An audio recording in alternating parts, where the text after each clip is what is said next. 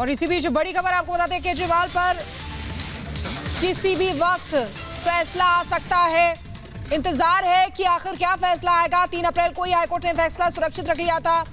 केजरीवाल ने गिरफ्तारी को चुनौती दी है। याचिका पर अब दिल्ली हाईकोर्ट फैसला सुनाएगा। समय लगातार बदल रहा है। 3:15 का टाइम था, लेकिन अब लगभग 3:40 होने जा रहे हैं। किसी भी वक्त फैसला आ सकता है अरविंद केजरीवाल के ऊपर। तो 21 तारीख को गिरफ्तार किया गया था, 21 मार्च को अरविंद केजरीवाल को। उसके बाद 1 तारीख तक ईडी कस्टडी में रहे। इसके बाद न्यायिक हिरासत में भेज दिया गया है। न्यायिक हिरासत में इस वक्त अरविंद केजरीवाल है, लेकिन इस बीच सभी की निगाहें दिल्ली हाईकोर्ट पर है कि दिल्ली हाईकोर्ट इस मामले को लेकर, चूंकि गिरफ्तारी को जिस तरह से असंवैधानिक बताया गया, गलत बताया गया, ईडी के एक्शन को गलत बताया गया है, उस याचिका में जिसमें बार बार ये दलील दी गई थी कि चुनावों के मद्देनजर ये सब कुछ हुआ है। लेकिन इस बीच आपको बता दें, जज ने फैसला सुनाना शुरू कर दिया है। बड़ी खबर इस वक्त आपको बता दें, अरविंद केजरीवाल की याचिका पर जज ने अपना फैसला सुनाना शुरू कर दिया है, पढ़ना शुरू कर दिया है। जस्टिस स्वर्णकांता शर्मा ने फैसला सुनाना शुरू कर दिया है। बड़ी खबर इस वक्त आपको बता रहे हैं कि फैसला सुनाना जज ने शुरू कर दिया है। देखना यह है कि जो ये फैसला है, इसमें आखिरकार निकल कर क्या आता है। ये बड़ी खबर इस वक्त आपको बता दें, क्योंकि इंतजार इसी का हो रहा था कि कब ये फैसला सुनाया जाएगा। जमानत के लिए याचिका जमानत के लिए नहीं। बड़ी खबर इस वक्त आपको बता दें, जो कोर्ट इस वक्त कह रहा है वो ये कह रहा है कि याचिका जमानत के लिए नहीं है। बड़ी जानकारी इस वक्त आपको बताएं कि कोर्ट ने फैसला सुनाना शुरू कर दिया है।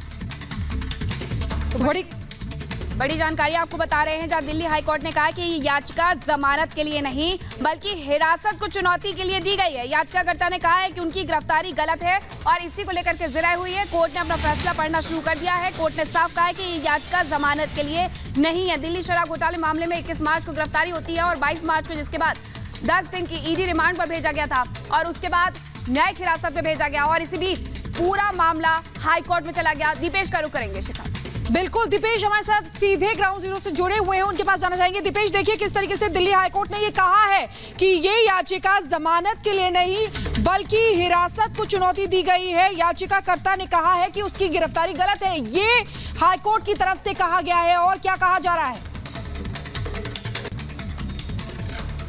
देखिए, बिल्कुल जस्टिस स्वर्णकांता शर्मा की तरफ से फैसला सुनाना शुरू कर दिया गया है। साथ ही साथ इसमें यह बताया गया है, कोर्ट ने साफ कर दिया है कि ये जो याचिका है वो जमानत के लिए नहीं है। इतना कि नहीं, ईडी ने जो तथ्य रखे हैं उसके मद्देनजर केजरीवाल इस घोटाले की साजिश में शामिल गए। हाईकोर्ट कर रहा है। इस वक्त बड़ी बात हम बता रखे हैं, इसमें हाईकोर्ट की तरफ से कहा गया है कि ईडी ने जो तथ्य रखे हैं उसके मद्देनजर केजरीवाल इस घोटाले की साजिश में शामिल हैं। यह हाईकोर्ट के द्वारा कहा जा रहा है। जस्टिस स्वर्णकांता शर्मा के तरफ से जो फैसला पढ़ा जा रहा है उसमें एक बड़ी बात का जिक्र किया गया है। तमाम दलीलों को हाईकोर्ट में सुना गया था। जस्टिस ने इस बात को सुना था, अभिषेक मनु सिंघवी की तरफ से क्या कुछ कहा गया था, ईडी की तरफ से क्या कुछ कहा गया था। उसमें अब हाईकोर्ट जब अपना फैसला सुना रहा है तो बड़ी बात का जिक्र हाईकोर्ट ये कर रहा है कि ईडी ने जो तथ्य रखे हैं उन तथ्यों के मद्देनजर केजरीवाल इस घोटाले की साजिश में शामिल हैं। ये कोर्ट कह रहा है। इतना नहीं, कोर्ट ने यह भी कहा कि याचिका जमानत के लिए नहीं बल्कि हिरासत को चुनौती दी गई है।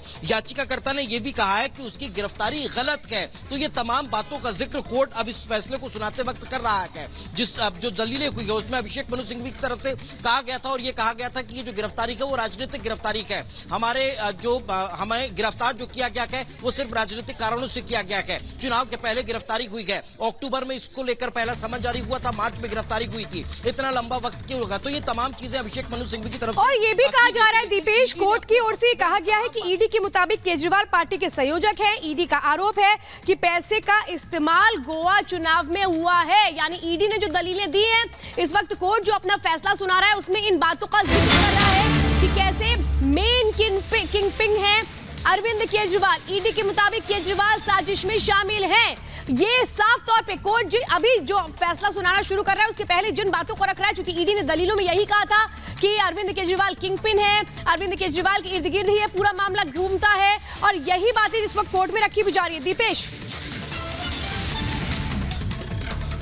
बिल्कुल, ये सारी वो दलीलें हैं जो ईडी की तरफ से दी गई थी। ईडी ने इस मसले को लेकर कहा था कि गोवा में जो 45 करोड़ दिए गए हैं उसके बारे में पूरी जानकारी जो है वो अरविंद केजरीवाल को है। ईडी ने इस पूरे मसले को लेकर ये कहा था कि पूरे तथ्यों के आधार पर हमने गिरफ्तार किया है। ईडी ने अपने तथ्यों में इस बात का जिक्र किया था कि जो पैसा है उसके जानकारी पूरी इनके पास है। केजरीवाल इस घोटाले की साजिश में शामिल गए, ईडी की तरफ से कहा गया था और इन्हीं बातों को हाईकोर्ट में और ये ईडी की दलीलों को पढ़ा गया है। अभी दीपेश, क्लियर करना जरूरी है कि ईडी की दलीलों को पढ़ा जा रहा है, अब सिंघवी की दलीलों को पढ़ रहा है कोर्ट। बिल्कुल, ईडी की दलीलों को इस वक्त हाईकोर्ट के द्वारा पढ़ा गया है। अब जस्टिस स्वर्णकांता शर्मा जो हैं वो इस पूरे मसले को लेकर अब जो है वो अभिषेक मनु सिंघवी के द्वारा जो दलीलें 3 तारीख को दी गई थी उसको पढ़ना शुरू कर चुके हैं श्वेता। और हाईकोर्ट ने ये कहा है कि इस मामले में कई बयान दर्ज किए गए, यानी कि उन बयानों का भी जिक्र किया जा रहा है जिसमें शरद रेड्डी के बयान का भी जिक्र किया गया है। बड़ी खबर इस वक्त आपको बता दें, ईडी के मुताबिक केजरीवाल साजिश में शामिल हैं, क्योंकि ईडी ने जो दलीलें रखी थी उसमें साफ तौर पे कहा गया था कि किंग पिन यानी कि मुख्य साजिशकर्ता अरविंद केजरीवाल है और अरविंद केजरीवाल की पूछताछ करनी है। बड़ी खबर इस वक्त आपको बता रहे, जो दलीलें रखी गई थी उसके आधार पर जो कोर्ट है वो अपना फैसला सुनाएगा, लेकिन दोनों पार्टियों की ओर से जो तथ्य रखे गए थे इस वक्त उसको रखा जा रहा है। ईडी के मुताबिक केजरीवाल साजिश में शामिल थे, ये कहा जा रहा है। बिल्कुल, तो बड़ी खबर आपको बता रहे हैं, ईडी के मुताबिक केजरीवाल साजिश में शामिल थे और देखिए किस तरीके से हाईकोर्ट की तरफ से यह भी कहा गया है कि अप्रूवर का बयान ईडी नहीं बल्कि कोर्ट लिखता है। यह कहा गया है अगर आप उस पर सवाल उठाते हैं तो आप जज पर सवाल उठा रहे हैं। ये बड़ी टिप्पणी की गई है। देखिए बड़ी बात यहां पर हाईकोर्ट की तरफ से कही गई है कि अप्रूवर का बयान ईडी नहीं बल्कि कोर्ट लिखता है। अगर आप उस पर सवाल उठाते हैं तो आप जज पर सवाल उठा रहे हैं। तो किस तरीके से ईडी की दलीलों को रखा गया है और दीपेश हमारे साथ लगातार बने हुए हैं। देखिए दीपेश, जिस तरीके से कोर्ट की तरफ से कहा जा रहा है कि अप्रूवर का बयान ईडी नहीं बल्कि कोर्ट लिखता है, यह साफ साफ कहा गया है कोर्ट की तरफ से।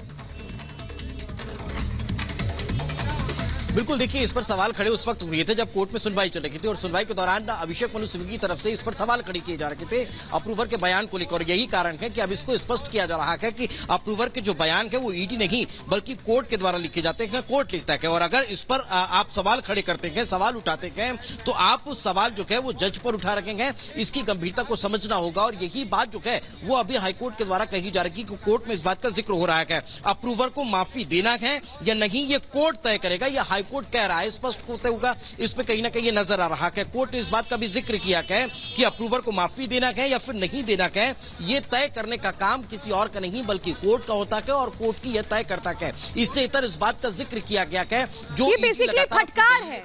दीपेश, देखिए फटकार लगाई गई है इस मामले में कोर्ट की ओर से कि अगर आप अप्रूवर के बयान को लेकर के सवाल उठा रहे हैं तो ये क्लियर होता है कि ईडी नहीं लिखता है जबकि कोर्ट लिखता है। इस मामले में कोर्ट फिलहाल सख्त होता नजर आ रहा है। अप्रूवर का बयान कोर्ट में दर्ज होता है, अप्रूवर पर सवाल मतलब जज पर सवाल है। ये बड़ी खबर इस वक्त आपको बता दें जो कहा जा रहा है कोर्ट की ओर से, कड़ी फटकार है ये कि अगर आप अप्रूवर पर सवाल उठाते हैं तो इसका सीधा सीधा मतलब ये है कि आप जज पर सवाल उठा रहे हैं। यानी आप समझिए इस मामले में कोर्ट बेहद सख्त नजर आ रहा है। हाईकोर्ट की तरफ से कई बड़ी बातों का जिक्र किया गया है। कहा गया कि ये पहला मामला नहीं है जहां अप्रूवर के बयान दर्ज किए गए, इससे पहले कई मामले दर्ज किए गए हैं। और हाईकोर्ट ने यह भी कहा कि रेड्डी के बयान को लेकर के भी सवाल उठाए गए हैं। देखिए जिस बात का जिक्र दीपेश हम कर रहे थे लगातार कि ईडी ने जब अपनी दलीलें दी थी तो सारे सबूत दिखा करके दी थी, जो एविडेंस बरामद हुए थे, जो डिजिटल डिवाइसेस बरामद हुए थे और इस सब के बाद जो सारे आरोप यहाँ पर लगाए गए थे उसी का जिक्र यहाँ पर हाईकोर्ट के द्वारा कहीं ना कहीं किया जा रहा है।